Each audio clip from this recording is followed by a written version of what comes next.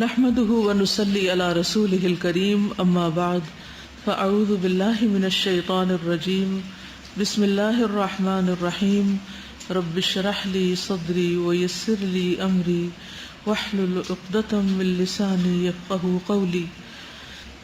تو کیا حال ہے آپ کے شکر کا؟ الحمدللہ. کس چیز پر خاص طور پر شکر ادا کیا؟ صحت پر اور بچوں پر، پیرنٹس پر، قرآن کی تعلیم پر. سر میں درد ہو رہا تھا تو یہ سوچا کہ گناہ جھڑ رہے ہیں. تکلیف پر بھی شکر. نعمت اسلام پر ہر نعمت نظر آنے لگ گئی. ہوتی تو ہیں لیکن دھندلا جاتی ہیں.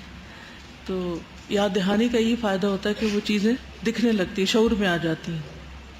تو سب سے پہلی آیت ہم نے پڑھی تھی وَقُم مِّنَ الشَّاكِرِينَ. تو اس سے کیا ثابت ہوتا ہے کہ ہمیں کیا کرنا چاہیے؟ شکر گزار لوگوں میں شامل ہو جانا چاہیے، نہ کہ ناشکرے لوگوں میں. اور فَاذْكُرُونِي أَذْكُرْكُمْ وَاشْكُرُوا لِي وَلَا تَكْفُرُونَ کا کیا مطلب ہے؟ کہ ناشکری نہ کی جائے. یعنی جہاں ایک طرف شکر ادا کیا جائے وہاں دوسری طرف ناشکری سے بھی بچا جائے.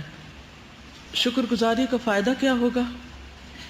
لَأَزِيدَنَّكُمْ، کہ میں تمہیں اور زیادہ نعمتیں دوں گا. اور اگر ناشکری کی تو میرا عذاب بھی سخت ہے.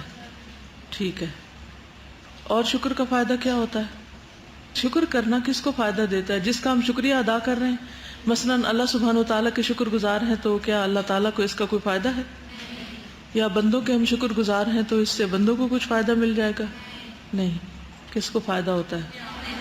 اپنے آپ کو. کیا فائدہ ہوتا ہے؟ یعنی شکر ادا کرنے سے ایک تو جو نعمت ہے اس کی حفاظت ہوتی ہے، اور دوسرے یہ ہے کہ اگر کسی کو تکلیف میں دیکھ کر آپ اللہ کا شکر ادا کرتے ہیں کہ اللہ تعالیٰ نے آپ کو اس سے محفوظ رکھا ہے تو اس تکلیف سے بھی بچ جاتے ہیں. ٹھیک ہے.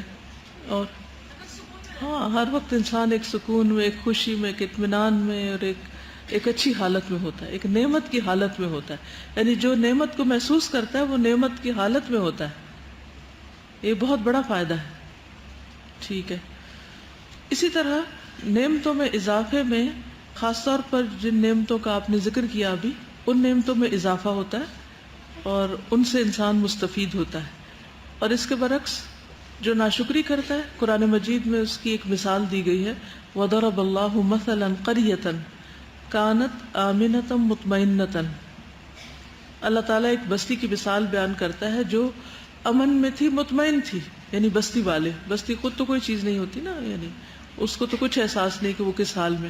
یعنی بستی کے رہنے والے جو اللہ سبحانہ وتعالیٰ نے ان کو نعمتیں دی تھیں، ان کی بنا پر وہ بہت خوشحال زندگی بسر کر رہے تھے. یَأْتِیہا رِزْقُہا رَغَدًا مِن کُلِّ مکان. ہر طرف سے، دنیا کے کونے کونے سے ان کے لیے وہاں پر رزق سمٹ کر آ رہا تھا. مکہ کی طرف اشارہ ہے. امن بھی تھا، اطمینان بھی تھا اور رزق بھی تھا.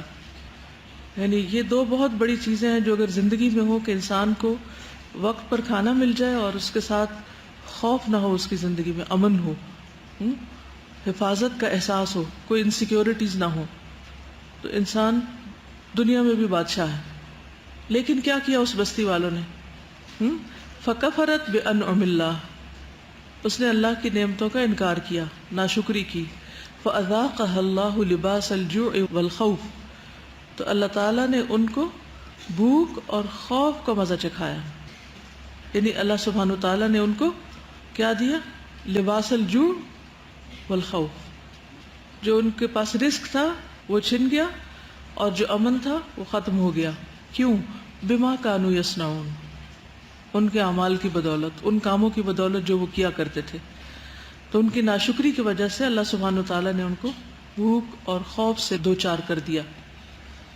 اگر ان دو چیزوں سے نکلنا ہو تو کیا کرنا چاہیے؟ جو کچھ ملا ہے اس کا شکر ادا کرنا چاہیے. اور شکر ادا کرنے کا طریقہ کیا ہوتا ہے؟ کہ انسان دل میں بھی قدردانی کرے، زبان سے بھی ان کو بیان کرے، ان نعمتوں کا ذکر کرے، اور پھر اپنے عمل کو منعم کی مرضی کے مطابق کر لے. منعم ہوتا ہے نعمت دینے والا. یہ دو نعمتیں جن کا یہاں ذکر ہوا ہے نا، یہ دو نعمتیں اگر اکٹھی ہو جائیں تو نعمتوں کی تکمیل ہو جاتی. یعنی امن اور رزق. حدیث میں آتا ہے جس شخص نے اس حالت میں صبح کی کہ اسے اپنے بارے میں امن ہو اور وہ بدن کے لحاظ سے تندرست ہو اور اس کے پاس اس دن کے لیے روزی موجود ہو، تو گویا اس کے لیے ساری دنیا کی نعمتیں جمع کر دی گئی۔ تو جب آپ صبح کے وقت اٹھیں تو سب سے پہلا خیال کیا آتا ہے؟ بھوک لگی ہوتی ہے نا، کھانا ہے تو آپ کہتے ہیں ہاں رات کو رکھ لیا تھا ناشتے کے سب سامان، بریڈ اینڈ بٹر ہے تو کوئی مسئلہ نہیں ہے، اور اس کے ساتھ ساتھ کوئی خوف نہیں، اور آپ اٹھیں اور آپ کے جسم میں کہیں کوئی درد نہیں، کوئی تکلیف نہیں، تو گویا ساری نعمتوں کی آپ پر تکمیل ہو گئی۔ تو اس لیے صبح اٹھتے ہی شکر ادا کرنا چاہیے، اور جب شکر ادا کریں گے تو نعمتوں میں اضافے ہوں گے۔ ٹھیک ہے، اضافے کے اندر کیا کیا چیزیں شامل ہیں؟ ایک تو یہ کہ اس نعمت میں اضافہ، ٹھیک ہے، دوسرے یہ کہ اس نعمت میں اضافے کے علاوہ مزید بھی کچھ نعمتیں ملتی ہیں۔ ان میں سے ایک ہے اللہ کی اطاعت کی توفیق۔ شکر گزار انسان کو اللہ سبحانہ وتعالیٰ کی اطاعت اور عبادت کی توفیق ملتی ہے، نیکی کے دروازے کھل جاتے ہیں اس کے لیے، اس کو نیکی کا کام کرنے کے نئے نئے آئیڈیاز آنے لگتے ہیں، اچھا مجھے یہ بھی کر لینا چاہیے، مجھے ایسا بھی کرنا چاہیے، میں یہ بھی کر سکتا ہوں۔ اور آپ نے دیکھا ہوگا کہ صبح کے وقت خاص طور پر سب سے زیادہ ذہن کے اندر اچھے اچھے خیالات آتے ہیں اور کچھ کرنے کا ایک عزم اور جذبہ اور ولولہ پیدا ہوتا ہے۔ تو نعمتوں میں اضافہ کیسے ہوتا ہے؟ نمبر ایک، جس نعمت پر شکر ادا کیا اس نعمت میں مزید اضافہ۔ اچھا بعض اوقات ہم ویسے ہی شکر کر رہے ہوتے ہیں، کوئی خاص نعمت ہمارے ذہن میں نہیں ہوتی، ایسا بھی تو ہوتا ہے نا، ویسے ہم اللہ سے خوش ہو رہے ہوتے ہیں کہ اللہ میں تجھ سے راضی ہوں، پوچھے کس بات پر، تو کوئی آن دا اسپاٹ آپ کے پاس جواب نہیں ہوگا، اوور آل ساری نعمتوں پر جو ملی کہ اللہ میں خوش ہوں، میں راضی ہوں، میں مطمئن ہوں۔ ایسی اجتماعی یا مجموعی طور پر جو شکر گزاری کی کیفیت ہوتی ہے، اس پر اللہ سبحانہ وتعالیٰ بندے کو مزید نیکی کی توفیق دیتا ہے، راستے کھول دیتا ہے۔ آپ دیکھیں اگر آپ صبح کریں اور آپ کے دل میں غصہ بھرا ہوا ہو، آپ ناراض ہو، آپ کا موڈ آف ہو، کوئی آپ سے بات کرے تو آپ اس پہ ٹوٹ پڑیں، تو نتیجہ کیا ہوگا؟ اس کے بعد کیا ہوگا؟ کوئی آپ کو کہے کھانا کھا لیں تو آپ کہیں مجھے نہیں کھانا، اچھا پھر کیا ہوگا؟ آپ بھوکے رہ جائیں گے، نہیں کھائیں گے، غصہ کر کے گھر سے نکل آئیں گے، پھر رستے میں بھوک لگے گی یا آ کے لگے گی، پھر اوٹ پٹانگ کوئی چیز کھائیں گے، اس سے طبیعت اور خراب ہو جائے گی، پھر آپ نماز پڑھنے لگیں گے تو اس میں دل نہیں لگے گا۔ تو آغاز کہاں سے ہوا؟ بعض اوقات ایک نعمت کی ناشکری پر، ایک نو پر، اور اس کے پیچھے کوئی بہت بڑی بات بھی نہیں ہوتی، اور بعض اوقات مائیں دروازے تک منتیں کر رہی ہوتی ہیں کہ یہ لے لو، یہ ساتھ لے جاؤ، یہ کھا لو۔ کبھی آپ نے تو نہیں ایسا کیا؟ ہوتا ہے کبھی نہ کبھی، شیطان جب پیچھے لگ جاتا ہے نا تو انسان نعمتوں کی قدردانی نہیں کرتا۔ تو وہ دن کیسا گزرتا ہے جو آپ کسی کی بھی ناشکری کے ساتھ آغاز کرتے ہیں، خواہ اللہ تعالیٰ کی یا بندوں کی، اور اس میں پھر بعض اوقات ایسی اکڑ ہوتی ہے انسان کے اندر کہ بہت سی ایسی چیزوں کو بھی ٹھکرا دیتا ہے جو حقیقت میں اس کی ضرورت ہوتی ہے، محض اپنی انا اور تکبر کی وجہ سے، مجھے نہیں کرنا، مجھے چاہیے نہیں۔ اور کیا ہوتا ہے فائدہ؟ مثلا اگر آپ نماز پڑھنے کے بعد شکر ادا کرتے ہیں اور مزید دعا مانگتے ہیں، رب اعنی علی ذکرک و شکرک و حسن عبادتک، تو اس کا فائدہ کیا ہوگا؟ عبادت اچھی ہوگی، شکر کی توفیق ہوگی، اور اس عبادت پر اجر بھی زیادہ ہوگا، اجر میں اضافہ ہوگا۔ لئن شکرتم لازیدنکم، زیادتی میں، اس نعمت میں اضافے کے علاوہ اس کے اجر و ثواب میں بھی اضافہ ہوتا ہے۔ ٹھیک ہے، ابن عباس کہتے ہیں کہ اگر تم نے میری توحید کا اقرار کیا، یعنی اللہ تعالیٰ کی توحید کا اقرار کیا، تو اللہ تعالیٰ اور زیادہ ثواب عطا کرے گا۔ آپ دیکھیے کہ ہر نعمت کے بعد ہوتا کیا ہے، نعمت کا جب آپ شکر ادا کر لیتے ہیں، یہ تھوڑا سا اس کے سیکوینس پہ غور کیجئے۔ مثلا آپ نے پانی پیا، ٹھیک ہے، پانی پینے کے بعد آپ کے اندر کیا احساس ہوتا ہے؟ کوئی تبدیلی آتی ہے اندر؟ کیا تبدیلی آتی؟ ایک خوشی کا، ایک اطمینان کا، ایک سکون کا احساس ہوتا ہے، گویا آپ کو ایک طرح کی قوت ملتی ہے نا۔ مثلا آپ کو شدید بھوک لگی ہے اور آپ نماز پڑھ رہے ہیں، خشوع کتنے فیصد ہوگا؟ ہاں بہت کم ہوگا نا، اٹس انڈرسٹوڈ ہے نا یہ بات۔ آپ تھکے ہوئے ہیں اور آپ ذکر کرنے کی کوشش کر رہے ہیں اور ہر تھوڑے پاس سو جاتے ہیں، کیا ہوگا؟ کوئی سمجھ آئے گی کیا پڑھا؟ ایسے میں کیا حکم دیا گیا کہ پہلے کھانا کھا لو پھر نماز پڑھ لو، ہے نا؟ کیوں اس کی اجازت دی گئی؟ کیوں یہ پسندیدہ ہے؟ تاکہ انسان ایک قوت کے ساتھ نماز پڑھ سکے۔ تو یاد رکھیے ہر نعمت ہماری کسی نہ کسی قوت میں اضافہ کرتی ہے۔ نعمتیں ہمارے لیے اسٹرینگثs ہیں۔ اب جب ہمیں کوئی قوت ملے تو کیا کرنا چاہیے؟ مثلاً آپ کو علم حاصل ہوا، آپ کی کسی قوت میں اضافہ ہوا؟ ہوتا نا اضافہ؟ اچھا، اسی طرح باقی بھی جو چیزیں ہیں، مثلاً آپ اس وقت ایک آرام دہ کمرے میں بیٹھے ہوئے، اس میں اور شدید گرمی میں بیٹھنے میں فرق ہے نا؟ فرق ہے۔ اب آرام دہ جگہ پر بیٹھ کر آپ کی کسی قوت میں اضافہ ہوا، آپ کی سوچنے سمجھنے کی صلاحیت بہتر ہو گئی، آپ کا دھیان اپنے جسم اور اپنے اس تنگی سے ہٹ گیا۔ اب آپ کو اس سکون جیسی نعمت اور اس آرام جیسی نعمت سے جو کچھ حاصل ہوا ہے، جو انرجی حاصل ہوئی ہے، اب اس کا کرنا کیا چاہیے؟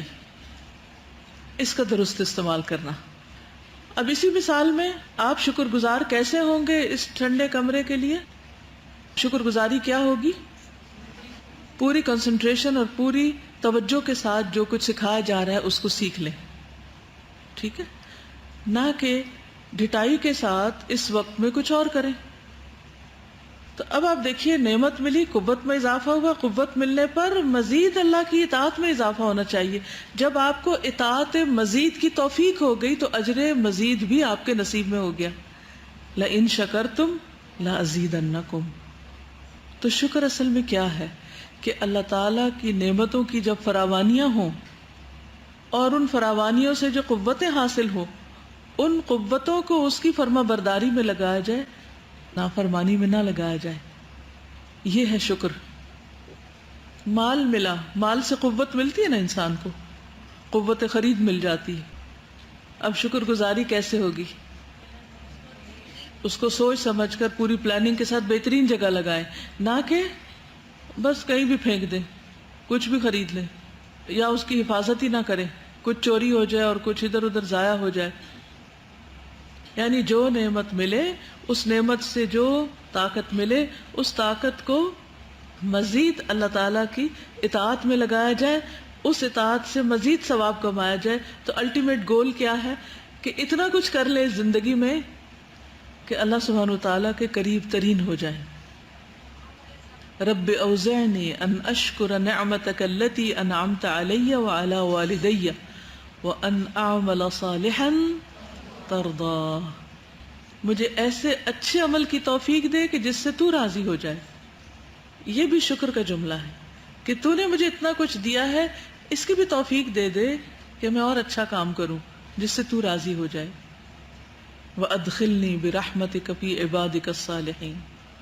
تو انسان کی تمنا اور اس کی نیت اور اس کا گول کیا رہے کہ میں اللہ کے پسندیدہ بندوں میں کم من الشاکرین میں شامل ہو جاؤں۔ لیکن ایسے لوگوں کی تعداد کم ہے۔ قلیلا ما تشکرون۔ اگلی آیت ہے نا ثم سواہ ونفخ فیہ من روحہ وجعل لکم السمع والابصار والافئدہ قلیلا ما تشکرون۔ یہ علم کے ذرائع ہیں نا، سمع، بصارت اور فؤاد، دل، آنکھ، کان، یہ علم حاصل کرنے کے سورسز ہیں۔ ان سب چیزوں سے کیا کام لینا چاہیے کہ انسان مزید نفع مند علم حاصل کرے، اللہ تعالیٰ کی کائنات پر غور و فکر کرے تاکہ ہمارے اندر مزید شکر گزاری ہو۔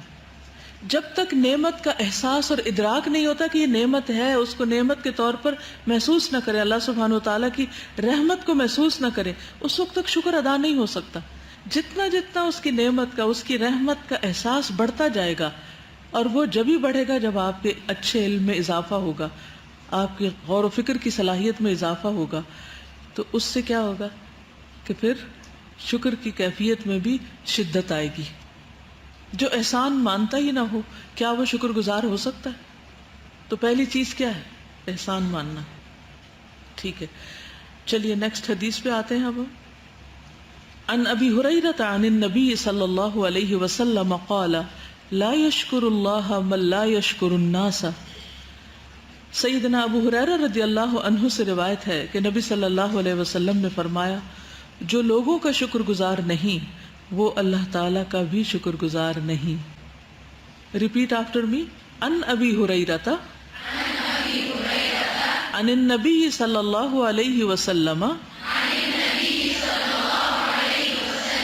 قال لا يشكر الله من لا يشكر الناس. ابو ہریرہ رضی اللہ عنہ سے روایت ہے، قال انہوں نے کہا لا یشکر نہیں شکر کرتا اللہ اللہ تعالیٰ کا، من جو لا یشکر الناس نہیں شکر ادا کرتا لوگوں کا، یعنی جو انسانوں کا شکر گزار نہیں وہ اللہ سبحانہ و تعالیٰ کا بھی شکر گزار نہیں۔ ایسا کیوں ہے؟ اس کی وجہ یہ ہے کہ ایک شکر دوسرے شکر کو لیڈ کرتا ہے، ایک شکر دوسرے شکر کو راہ دکھاتا ہے، ایک شکر دوسرے شکر کی طرف لے جاتا ہے، اور شکر گزار ہونا ایک رویہ ہے، ایک ایٹیٹیوڈ ہے، ایک عادت ہے۔ یا تو آپ شکر گزار ہوں گے یا پھر آپ ناشکرے ہوں گے۔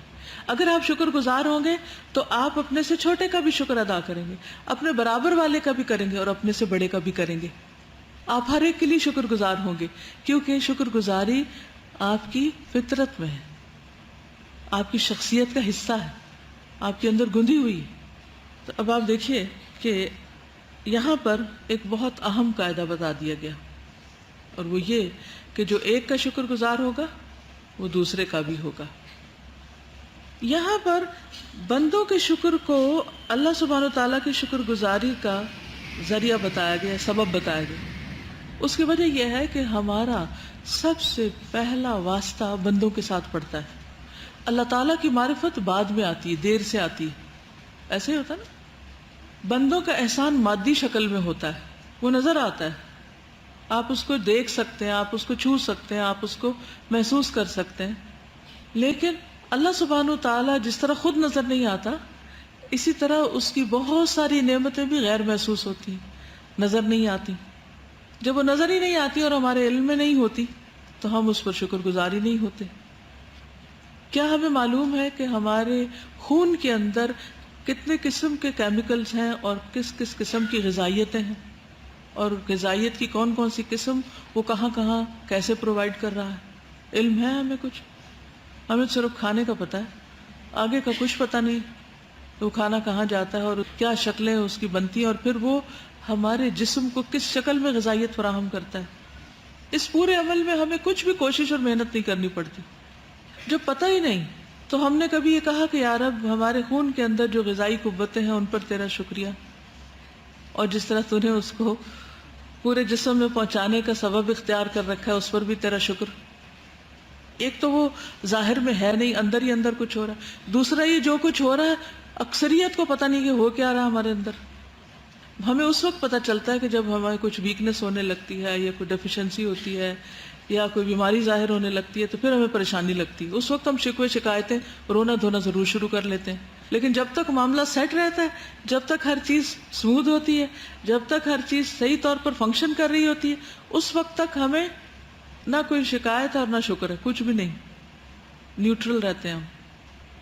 تو اللہ سبحانہ و تعالیٰ کی بہت سی نعمتیں ایسی ہیں جو ظاہر بھی ہیں، لیکن بہت سی اس سے کہیں زیادہ ایسی ہیں جو ظاہر ہے ہی نہیں۔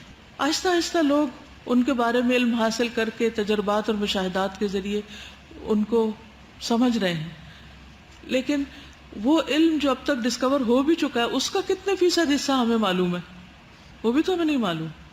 اور جب ان کو معلوم بھی ہے وہ کتنے شکر گزار ہیں۔ اللہ سبحانہ و تعالیٰ نے آنکھ، کان، دل سب کچھ دیا تھا تاکہ لوگ شکر ادا کرتے، کیونکہ ان کے ذریعے وہ اللہ تعالیٰ کی قدرت کے کمالات اور کرشموں کو دیکھ سکتے ہیں، جان سکتے ہیں، سمجھ سکتے ہیں، محسوس کر سکتے ہیں، لیکن انہوں نے یہ سب کچھ کر کے بھی اللہ کا شکر ادا نہیں کیا، دینے والے کو پھر بھی بھولے رہے۔ تو اس لیے یہاں پر ایک قاعدہ بتا دیا گیا کہ بندوں کی شکر گزاری بھی کرو اور اللہ تعالیٰ کی بھی، اور جو قریب والوں کا، سامنے والوں کا شکر ادا نہیں کرتا وہ اللہ تعالیٰ کا بھی نہیں کرتا۔ جو ان کو نظر نہیں آتا نیکڈ آئیز سے، یا اس کو چھو نہیں سکتے، یا اس کو اس طرح محسوس نہیں کر سکتے، یا اس کی نعمتیں اس طرح ظاہر نہیں، تو جو شخص شکر گزار ہوتا ہے وہ ہر ایک کے لیے شکر گزار ہوتا ہے اور بندوں کے احسانات پر بھی اچھی طرح غور کرتا رہتا ہے۔ بندوں کے احسانات میں سب سے زیادہ کس کے احسانات ہیں ہم پر؟ والدین کے. الحمدللہ سب کو جواب صحیح آتا ہے. لیکن ہم والدین کے ساتھ کیا کرتے ہیں؟ سب سے زیادہ ناشکری بھی انہیں کی کرتے ہیں. کس طرح کہ جب ہم طاقتور ہو جاتے ہیں, ہمیں کچھ مل جاتا ہے, تو پھر ہم انہیں کے آگے اکڑتے ہیں اور سب سے زیادہ انہیں کو ایٹیٹیوڈ دکھاتے ہیں. تو اسی طرح جب والدین کے ہم شکر گزار نہیں ہوتے تو اللہ تعالیٰ کے بھی نہیں ہوتے.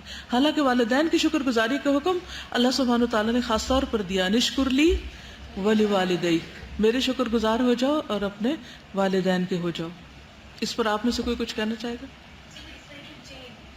اگر ہم چین کے ایک بھی پارٹ کو توڑ رہے ہیں تو obviously بہت سی بھلائیاں انسانوں کے تھرو ہم تک پہنچتی ہیں. تو اگر ہم ان کو شکر نہیں کر رہے تو obviously اللہ کا بھی ہم شکر نہیں کر رہے. درست فرمایا آپ نے کہ ہر نعمت اصل میں تو اللہ تعالیٰ ہی کی طرف سے ہے. وَمَا بِكُم مِّن نِّعْمَةٍ فَمِنَ اللَّهِ, تمہارے پاس جو بھی کوئی نعمت ہے وہ اللہ کی طرف سے, کوئی بھی نعمت. لیکن وہ آتی کہاں سے ہے؟ اللہ تعالیٰ آسمان سے نہیں پھینک رہا, یہ لے لو یہ لے لو یہ لے لو. وہ آتی ہے مختلف ذرائع سے, واسطوں سے, اور عموماً انسانوں کے ذریعے ہم تک پہنچتی ہیں. اب مثلاً قرآن مجید وحی کے ذریعے نازل ہو, جبریل علیہ السلام لے کر آئے, لیکن کس پر اتارا گیا؟ محمد صلی اللہ علیہ وسلم پر. انہوں نے صحابہ کو دیا, صحابہ نے آگے تابعین کو دیا, تابعین نے آگے تبع تابعین کو, اور آج تک ان چینز میں مختلف لوگ شامل ہیں. اگر اس میں سے ایک بھی کڑی ٹوٹ جائے تو وہ علم وہیں پر رک جائے, ہم تک نہیں پہنچے. ایسا ہی ہے نا. لیکن اس ساری چین میں سے ہم کس کے شکر گزار ہیں؟ صحابہ تک کو تو کبھی رضی اللہ عنہ کہہ ہی دیتے ہیں, لیکن باقی تو بھیجی کتاب اللہ نے, لیکن ملی ہمیں کس کے ذریعے؟ محمد صلی اللہ علیہ وسلم, اور اس کے بعد باقی جن جن کے ہاتھوں ہو کر ہم تک پہنچی. سارا شکر اللہ کے لیے. لیکن اب سلسلہ اللہ تک پہنچنے کا کہاں سے شروع ہوتا ہے؟ فرسٹ ہینڈ سے, جہاں سے لے رہے ہیں. اگر آپ پہلے ہی درجے پر ناشکرے ہیں تو آخری درجے تک پہنچتے ہوئے آپ کی شکر گزاری کیا ہوگی؟ آپ شکر گزار نہیں ہو سکتے. پھر اسی طرح آپ دیکھیے کہ اگر کوئی بندہ ہم پر کسی بھی قسم کی کوئی مہربانی کرتا ہے, مثلاً ماں ہے ہمارے لیے کھانا بناتی ہے یا اور بہت سے کام کرتی, اس کے دل میں یہ محبت کس نے ڈالی ہے, یہ تڑپ کس نے ڈالی ہے کہ وہ تکلیف اٹھا کے, تھک کے, بیمار ہو کے بھی پکائے اور کھلائے بچوں کو؟ تو یہ اللہ سبحانہ وتعالیٰ کا احسان ہے نا ہم پر. تو حقیقت یہ ہے کہ جو کچھ بھی آتا ہے ہمارے پاس اللہ تعالیٰ ہی کی طرف سے آتا ہے, لیکن بندوں کے تھرو آتا ہے, اور ان بندوں کے اندر اللہ تعالیٰ بندوں کے لیے محبت ڈال دیتا ہے, نرمی کا احساس ڈال دیتا ہے, مہربانی کے جذبات ڈال دیتا ہے. اس لیے جو ہمارا پہلا لنک ہے, ہمیں سب سے پہلا اس کا شکر ادا کرنا ہے. جو بھی پہلا لنک, یعنی جس کے ذریعے آپ کے ہاتھ تک کوئی چیز آ رہی ہے, جو آپ کا قریب ترین لنک ہے, جو آپ پر یعنی کہ ہے وہاں سے, لیکن چلتا چلتا جہاں سے آیا تو آپ یہاں سے شروع ہو جائیں گے. جس نے آپ کو دیا یا جس نے آپ پر مہربانی کی, احسان کیا, اس کا شکریہ, پھر اس کے بعد اوپر سے اوپر سے اوپر پھر اصل رب کا شکریہ. بندوں کا شکریہ کیسے ادا کرنا چاہیے؟ انہیں اسمائل دے کے, زبان سے کیا کرنا ہے؟ جزاک اللہ خیرن کہتے ہیں, ساتھ خیرن کہنا ضروری ہوتا ہے, اور اس کو پہلے تو اکنالج کریں کہ اس نے کی ہے نہیں کی, کیونکہ اگر مانیں گے ہی نہیں تو پھر آپ کیسے شکریہ ادا کریں گے؟ پھر آپ زبان سے, ایٹیٹیوڈ, رویے سے, اسمائل سے. اور بھی ایک چیز ہے, تحفہ دے کے, یعنی واپس اس کے ساتھ احسان کر کے, ویری گڈ. اور اگر نہیں ہے آپ کے پاس کچھ دینے کو, پھر دعا دے کر شابش. اور یہ نہیں کہ وقتی طور پر شکریہ کر کے اس کے بعد کہیں کہ ہم نے بھی تو بڑا ہی جواب میں شکریہ کر دیا تھا, اب ضرورت نہیں ہے ہمیں. نہیں, وہ کنٹینیو کریں, محسن کے احسان کو نہ بھولیں, دوسروں کے سامنے اس کی نیکی کا تذکرہ کر کے, اس کی تعریف کر کے. ہم عام طور پہ منہ پہ تو خوشامد کر دیتے, لیکن پیچھے اس کے احسان کا ذکر نہیں کرتے. اور پھر یہ کہ احسان زندگی بھر یاد رکھنے کی چیز ہے. سیرت سے کوئی مثال دیں. حضرت خدیجہ کا ذکر آپ کیا کرتے تھے بعد میں, اور رضائی ماں کے ساتھ جیسے آپ نے سلوک کیا تھا, سارا کام چھوڑ کر ان کے لیے چادر بچھا دی اپنی. اور مطعم بن عدی کا واقعہ یاد ہے کسی کو؟ جب طائف کے سفر سے آپ واپس آئے تھے تو آپ مکہ داخل نہیں ہو سکتے تھے, تو مطعم بن عدی نے اپنے بیٹوں کے ساتھ آپ صلی اللہ علیہ وسلم کو پناہ دی تھی اور مکہ میں داخل کیا تھا. اس کے اس احسان کا بدلہ آپ دینا چاہتے تھے اور وہ یاد تھا، تو کس موقع پر آپ نے اس کا ذکر کیا تھا پھر؟ بدر کے موقع پر. شابش. بدر کے موقع پر کیا کیا کہ جب اسارا بدر کے بارے میں جو صحابہ میں اختلاف ہوا تھا کہ ان کو ختم کر دینا چاہیے یا ان کو بغیر احسان کے چھوڑ دینا چاہیے یا ان سے فدیہ لے کے چھوڑنا چاہیے، تو اس پر آپ صلی اللہ علیہ وسلم فرمایا کہ اگر ان کے بارے میں مطعم بن عدی مجھ سے سفارش کرتا تو میں ان سب کو آزاد کر دیتا، یعنی اس کے اس احسان کے بدلے میں ان کی قوم کے ان سب لوگوں کو چھوڑ دیتا. عام طور پر ہم نے کسی کا شکریہ ادا کرنا سیکھا ہی نہیں، اور ہم سمجھتے ہیں کہ اگر ہم کسی کا شکریہ ادا کریں گے تو کیا ہو جائے گا. کیا فیئر ہوتا ہے اس کے پیچھے؟ کیا چیز روکتی ہے ہمیں کسی کا شکریہ ادا کرنے سے؟ شائنس، اور ہماری شان میں کمی آ جائے گی، ہم چھوٹے ہو جائیں گے. اس کا احسان مان لیا تو بڑا ہو گیا اور ہم چھوٹے ہو گئے. بعض دفعہ ہم یہ سمجھتے ہیں یہ تو میرا حق تھا، اس کو کرنا ہی چاہیے تھا، اس میں احسان کی کیا بات ہے، یہ تو اس نے اپنا فرض پورا کیا، اپنے لیے نیکی کمائی، اس کو اللہ نے اتنا دیا وہ کیوں نہ کرے، اس کو تو کرتے ہی رہنا چاہیے. ہم اس کو مانتے ہی نہیں ہیں. یہ بہت بڑی ریزن ہے کہ ہم شکریہ ادا نہیں کرتے. پھر جب احسان مانا ہی نہیں تو شکریہ کس بات کا پھر؟ تو جس نے بندوں کا شکریہ ادا نہیں کیا اس نے پھر اللہ کا بھی نہیں کیا. کیا وہ کم من الشاکرین میں شامل ہو گیا؟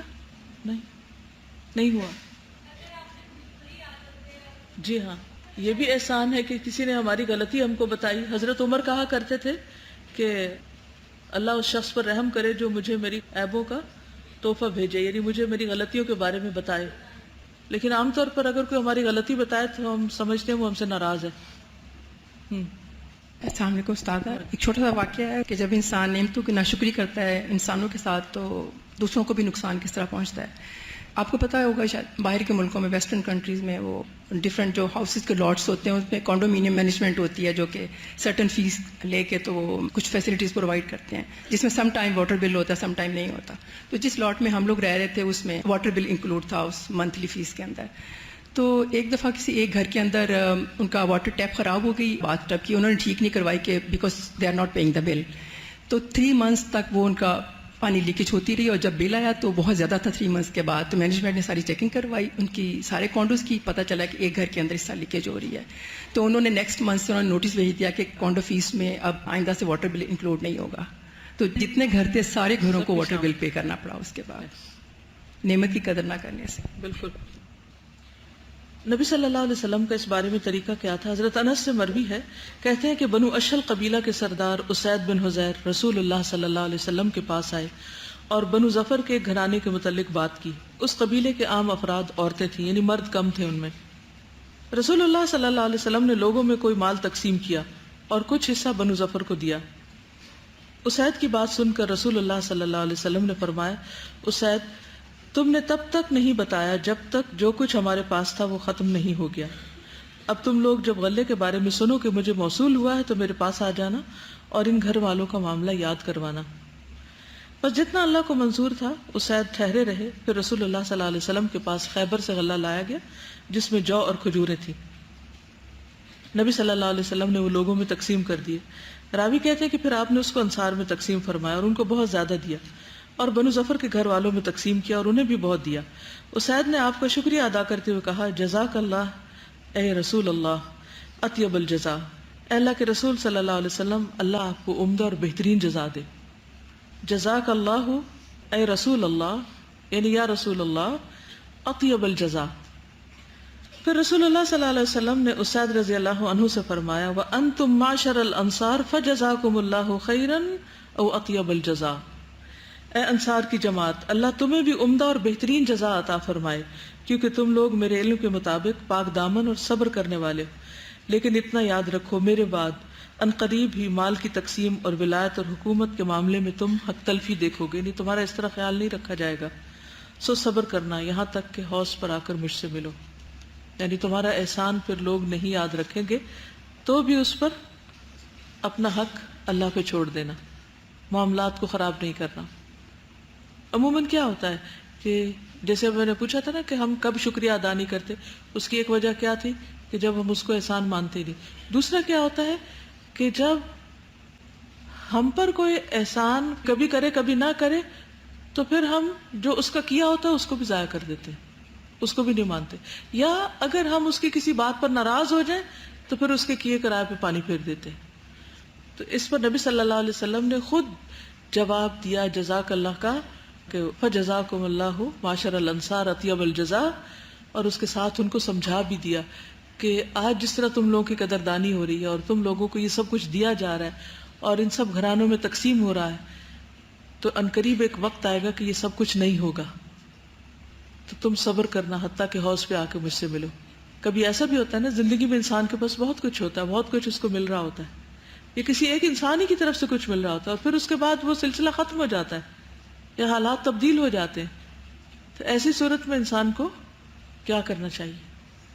اللہ سبحانہ وتعالیٰ سے یہ بندوں سے شکوے نہیں کرنے چاہیے، صبر کا رویہ اختیار کرنا چاہیے حتیٰ کہ اللہ سبحانہ وتعالیٰ انسان کو اس کے صبر کی جزا عطا کرے۔ پھر اسی طرح یہ ہے کہ بعض اوقات انسان اگر زبان سے نہیں بھی کہتا جزاک اللہ خیرن، لیکن دل میں دعا کر لیتا ہے، یا کسی نے جزاک اللہ خیر کہا اور آپ نے اس کا جواب نہیں دیا تو بھی کوئی بات نہیں، ہاں اگر آپ نے اس کے لیے دعا کر دی یا کسی اور کے سامنے اس کی تعریف کر دی، اس کا اچھا چرچا کر دیا، تو یہ سب صورتیں بھی جزا کی یعنی بدلہ دینے کی۔ نیکسٹ حدیث پڑھتے ہیں۔ ان النعمان بن بشیر قال قال النبي صلی اللہ علیہ وسلم علی المنبر من لم يشکر القلیل لم يشکر الکثیر ومن لم يشکر الناس لم يشکر اللہ والتحدث بنعمت اللہ شکر وترکها کفر والجماعۃ رحمت والفرقۃ عذاب، مسند احمد۔ سیدنا نعمان بن بشیر رضی اللہ عنہ سے روایت ہے کہ نبی صلی اللہ علیہ وسلم نے منبر پر فرمایا، جو تھوڑے پر شکر ادا نہیں کرتا وہ زیادہ پر بھی شکر ادا نہیں کر سکتا، جو لوگوں کا شکر گزار نہیں وہ اللہ تعالیٰ کا بھی شکر گزار نہیں، اور اللہ کی نعمتوں کا اظہار شکر ہے اور ان کو چھوڑ دینا ناشکری ہے، اور جماعت پر رحمت اور فرقہ بندی پر عذاب ہے۔ کہیے ان النعمان بن بشیر قال قال النبی صلی اللہ علیہ وسلم علی المنبر من لم يشکر القلیل لم يشکر الکثیر ومن لم يشکر الناس لم يشکر اللہ والتحدث بنعمت اللہ شکر وترکها کفر والجماعۃ رحمت والفرقۃ عذاب۔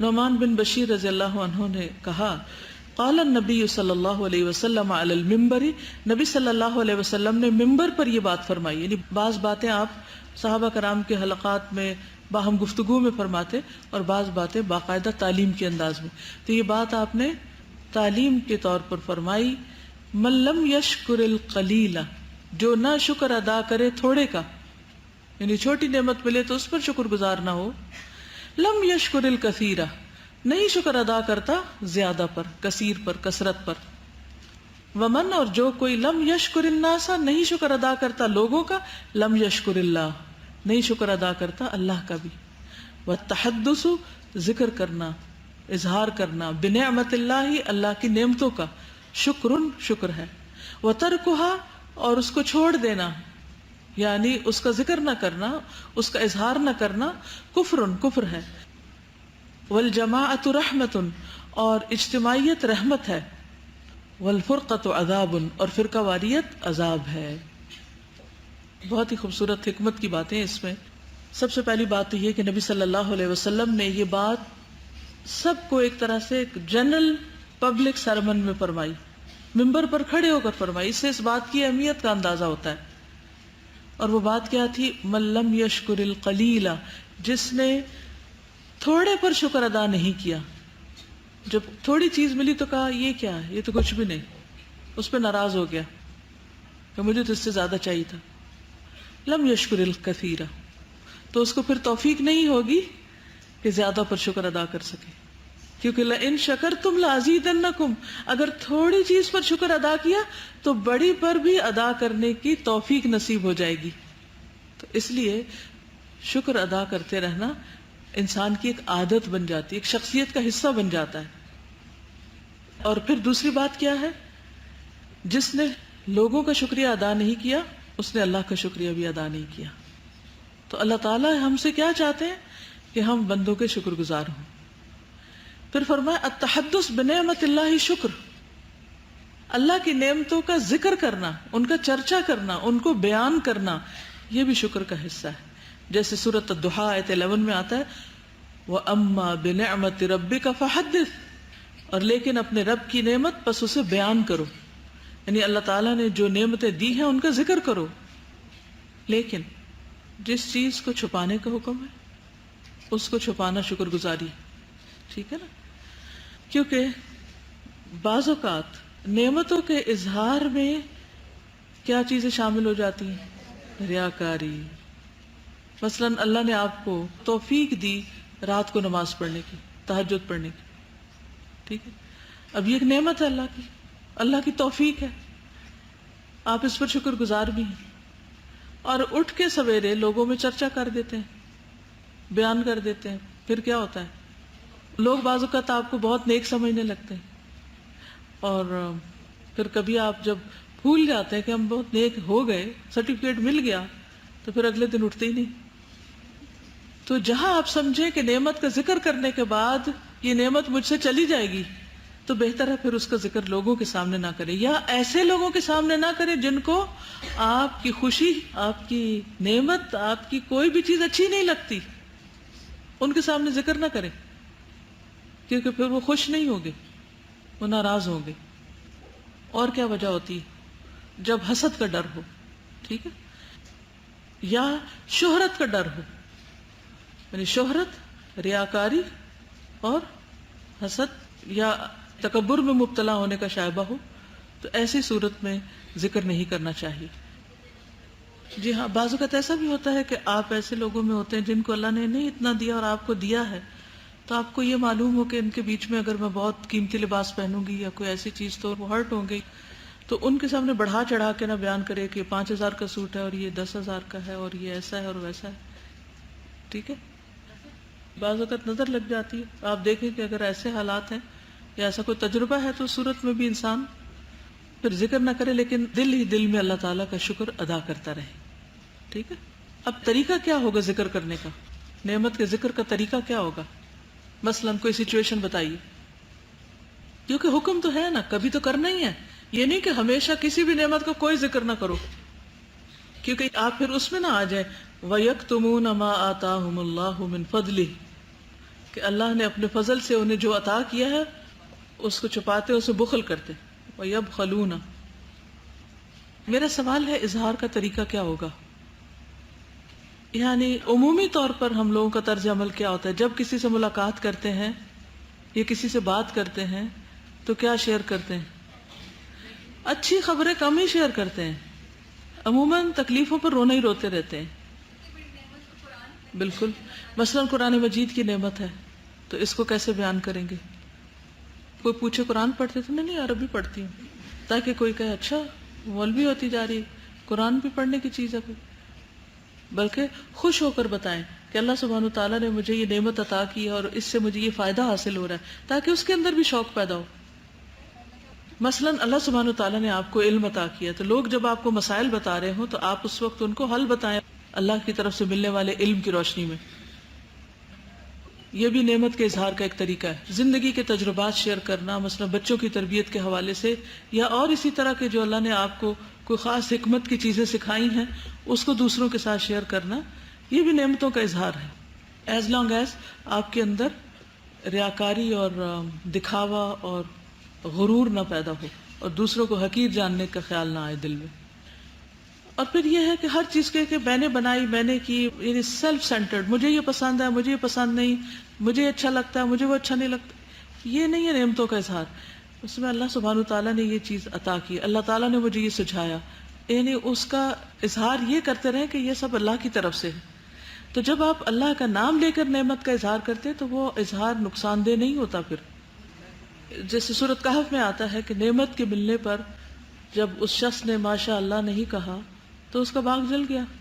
تو نظر بھی کب لگتی جب ماشاء اللہ آپ نہیں کہتے. تو جب آپ نعمتوں کا اظہار کریں تو اس وقت بھی کیا کہیں؟ الحمدللہ یا ماشاء اللہ. اور سننے والا بھی کیا کہے کہ بارک اللہ یا تبارک اللہ. یعنی کوئی نہ کوئی اس میں اللہ سبحانہ وتعالیٰ کا ذکر کسی نہ کسی شکل میں ہوتا رہے. تو ایسا اظہار جو ہے یہ اللہ تعالیٰ کو پسند ہے، اور اس سے انسان فخر، غرور اور تکبر میں مبتلا نہیں ہوتا، اور نعمت پر اترانا بھی نہیں چاہیے. ٹھیک ہے. تو گویا اس حدیث میں واضح طور پر ہمیں بتا دیا گیا کہ نعمت کے شکر میں زبان سے اظہار کرنا بھی شامل ہے. والجماعت رحمت، اجتماعیت، جماعت، مل جل کے کام کرنا، ٹیم ورک، آپس کے تعاون سے کوئی اچھا کام کرنا رحمت ہے، کیونکہ اس میں کام آسان ہو جاتے، ذمہ داریاں بڑھ جاتی، اچھے مشورے مل جاتے ہیں. والفرقۃ عذاب، اور تفرقہ بازی عذاب ہے کہ ہر کوئی بس اپنی گاڑی چلا رہا ہے اور اپنی مرضی کرنا چاہتا ہے اور اپنے آپ کو بڑی چیز سمجھتا ہے اور کسی کے مشورہ لینے کو یا کسی کی بھی بات سننے کا روادار نہیں. تو یہ چیزیں انسان کے لیے مصیبت کا باعث بنتی ہیں. لیکن آج افسوس کے ساتھ کہنا پڑتا ہے کہ مسلمانوں کے اندر ٹیم ورک سب سے کم ہے. پچھلے دنوں کسی نے مجھ سے ذکر کیا کہ جاپان میں جو ایجوکیشنل سسٹم ہے اس میں فرسٹ سیکنڈ تھرڈ کوئی چیز نہیں ہوتی، ٹیم اے بی سی ہوتی ہے. یعنی کہ اس میں بھی مختلف لوگوں کو جو کام ملتے ہیں تو اس میں یہ بتایا جاتا ہے کہ ٹیم اے جو ہے اس کی پرفارمنس بہتر ہے ٹیم بی کی نسبت اور کس اعتبار سے بہتر ہے، تو وہ ایز اے ٹیم سکسیڈ کرتے ہیں. اچھا، اس کا فائدہ کیا ہوتا ہے؟ صرف ایک کے لیے باعث تقویت نہیں ہوتا، پوری ٹیم کے لیے ہوتا ہے، اور ان کے اندر اور زیادہ بانڈنگ ہو جاتی ہے، اور زیادہ قریب آ جاتے ہیں ایک دوسرے کے.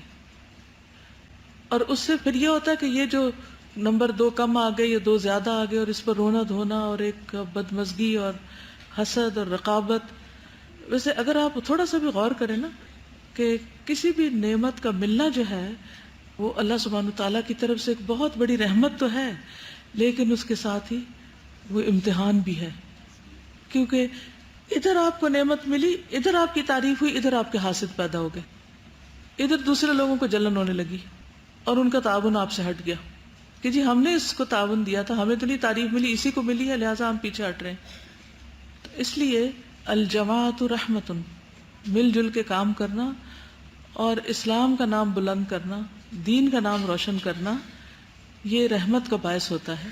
اور اس کے برعکس فرقہ واریت عذاب ہے، کیونکہ اس میں ہر ایک دوسرے کے ساتھ کھینچا تانی کر رہا ہے، لیگ پولنگ کر رہا ہے، وہ اس کو گرا رہا ہے، وہ اس کی غیبت کر رہا ہے، وہ اس کے پیچھے پڑا ہوا ہے، حاصل کچھ بھی نہیں. نیکسٹ حدیث ہے عن زیاد قال سمعت المغیرة رضی اللہ عنہ یقول ان كان النبي صلی اللہ علیہ وسلم ليقوم او ليصلي حتى ترم قدماه او ساقاه فيقال له فيقول افلا اكون عبدا شکورا. البخاری.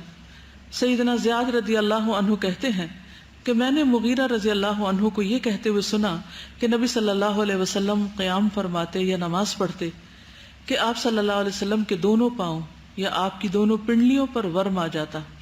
جب آپ صلی اللہ علیہ وسلم سے اس کے متعلق پوچھا جاتا تو فرماتے کیا میں اللہ کا شکر گزار بندہ نہ بنوں؟ دہرائیے. عن زیاد قال سمعت المغیرة رضی اللہ عنہ یقول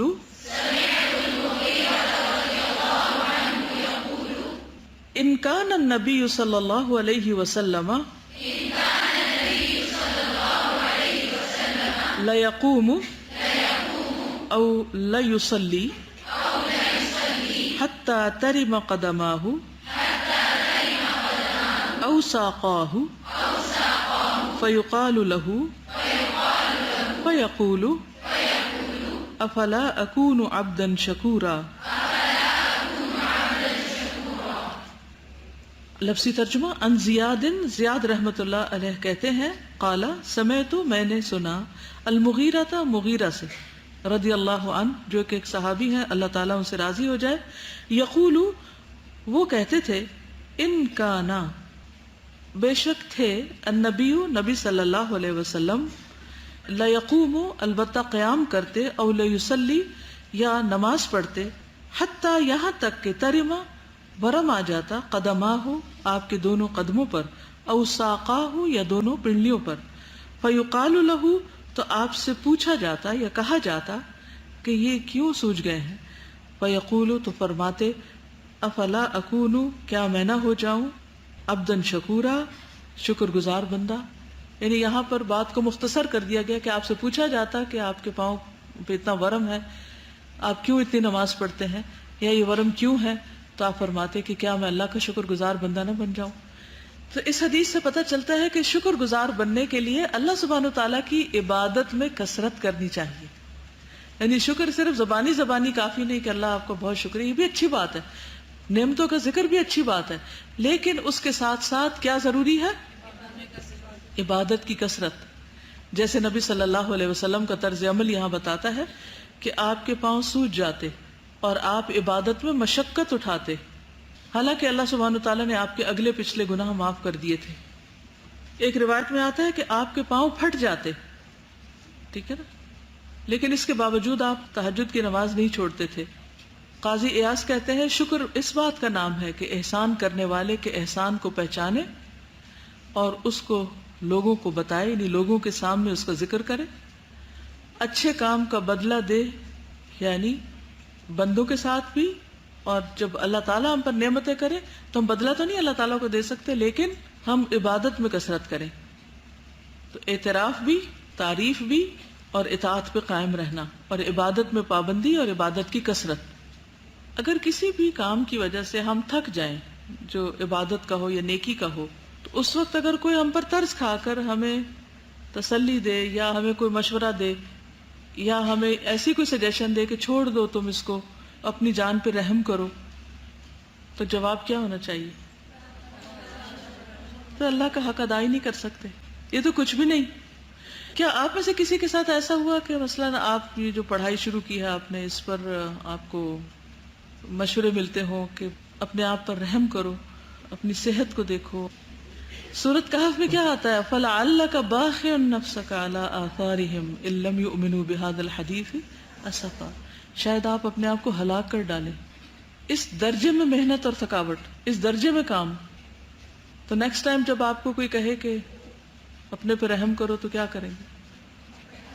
افلا اکون عبدا شکورا، کہ میں اللہ کا شکر ادا نہ کروں کہ جس نے مجھے صحت دی ہے، زندگی دی ہے، وقت دیا ہے، موقع دیا، وسائل دیے ہیں، اور پھر میں ان سب چیزوں کو اس کی راہ میں نہ لگاؤں.